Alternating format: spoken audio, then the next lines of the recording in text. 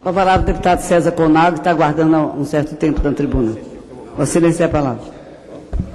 Senhora presidente Rose de Freitas, eu tinha até me inscrito para falar um pouquinho do Espírito Santo, aproveitando Vossa Excelência como coordenadora, mas eu não posso deixar de falar o que o nosso também vice-líder Domingos Sábio falou aqui hoje durante a manhã. E foi fator da gente também concordar em não apreciar nada nessa manhã, em função de que ontem, na comissão mista que apreciava a medida provisória 578,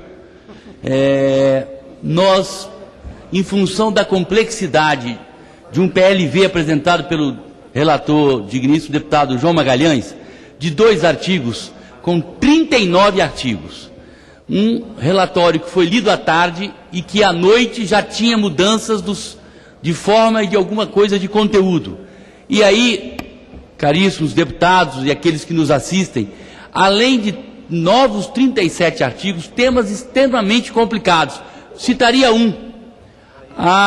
O relatório coloca que trabalhadores contratados para prestar serviço no exterior propõem que a legislação que se aplica a eles não é a legislação brasileira, e sim a legislação do país local. Nós muitas vezes tratamos em países asiáticos, em países africanos, em países que têm legislações mais atrasadas do que a nossa, que não garante os mesmos direitos trabalhistas, pois foi aprovada ontem na comissão. Foi aprovada ontem, sem nenhuma discussão, deputado de Brasília Assis, sem nenhuma discussão, apenas eu falando naquela comissão, ninguém abriu a boca, nenhum senador, nenhum deputado, para discutir, por exemplo, recursos do FAT, que são aplicados na intermediação e capacitação de mão de obra, seguro-desemprego, aplicados no abono, para um fundo de investimento, tirar daquela parte que vai para o BNDES, sem nenhum debate se isso era o mais importante de um fundo que tem problemas da sua manutenção.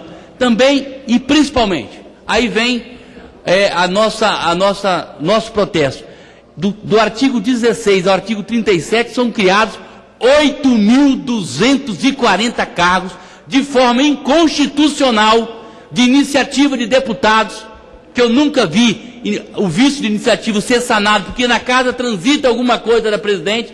Foi criado 8.240 cargos sem nenhum debate, muitos efetivos, e eu não estou entrando no mérito se algum deles são até necessários, muitos DAS de forma a não ter nenhum tipo de discussão. Pois bem, eu como líder naquele momento, naquela comissão, e pertencendo àquela comissão, tiraram do bolso uma decisão do presidente do Congresso, o senador Zé Sarney. Eu peço mais um minutinho só para concluir, senhora presidente.